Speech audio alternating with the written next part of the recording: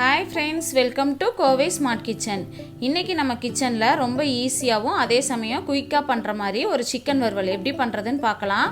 வீடியோக்குள்ளே போகிறதுக்கு முன்னாடி நம்ம சேனலை சப்ஸ்கிரைப் பண்ணலன்னா சப்ஸ்கிரைப் பண்ணிக்கோங்க. பக்கத்தில் இருக்க பெல் ஐக்கானை கிளிக் பண்ணிக்கோங்க. இப்போ ஸ்டவ்வில் ஒரு வடைச்சட்டி வச்சுட்டு தேவையான அளவுக்கு நல்லெண்ணெய் ஊற்றிக்கலாம். சிக்கனுக்கு நல்லெண்ணெய் ஊற்றி பண்ணால் ரொம்ப டேஸ்ட்டாக இருக்குங்க. இப்போ எண்ணெய் சூடானதோ அதில் ஒரு ஸ்பூன் சோம்பு கொஞ்சம் பொரியிட்டோம். இப்போது ஒரு 2 பெரிய வெங்காயம் நீல வாக்கில் கட் பண்ணி வச்சுருக்கேன். அதையும் போட்டு நல்லா வதக்கிடலாம். நல்லா வதங்கி வரணுங்க. லைட்டாக கோல்டன் ப்ரௌன் கலரில் வரணும். அது வரைக்கும் நல்லா வதக்கிக்கோங்க.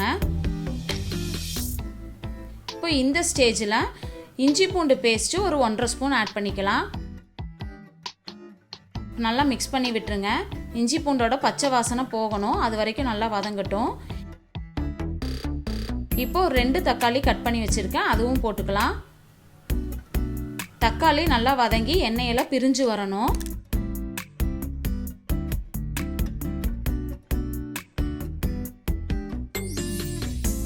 தக்காளி வெங்காயம் நல்லா வதங்கறதுக்காக அதில் ஒரு 1/4 டீஸ்பூன் உப்பு போட்டுக்கலாம்.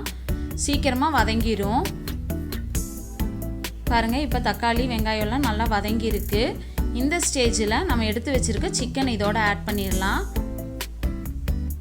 சிக்கன் போட்டு நல்லா மிக்ஸ் பண்ணி விட்டுருங்க.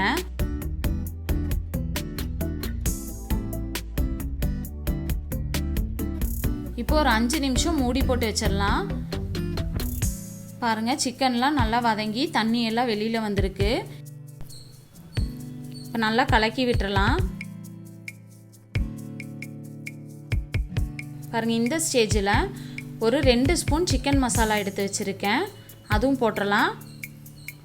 1 ஸ்பூன் மல்லித்தூள், 1 ஸ்பூன் மிளகாய்த்தூள், 1/4 டீஸ்பூன் மஞ்சத்தூள், தேவையான அளவு உப்பு.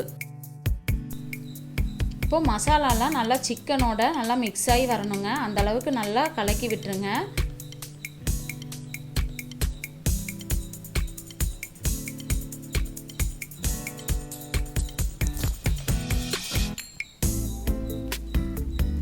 பாருங்கள், இந்த அளவுக்கு நல்லா மிக்ஸ் ஆகி வரணும்.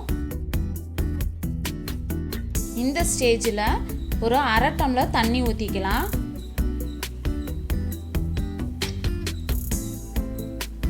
நல்லா மிக்ஸ் பண்ணி விட்டுருங்க.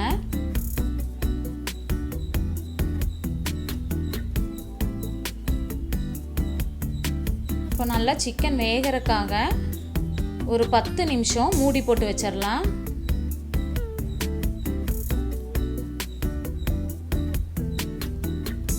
ஃப்ளேம் மீடியம் ஃப்ளேமில் வைங்க, இல்லைன்னா கீழே அடி பிடிச்சிரும்.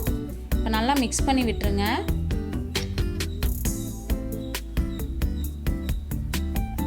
இன்னும் தண்ணியெல்லாம் இருக்குது. சிக்கன் லைட்டாக இன்னும் வேகணும்.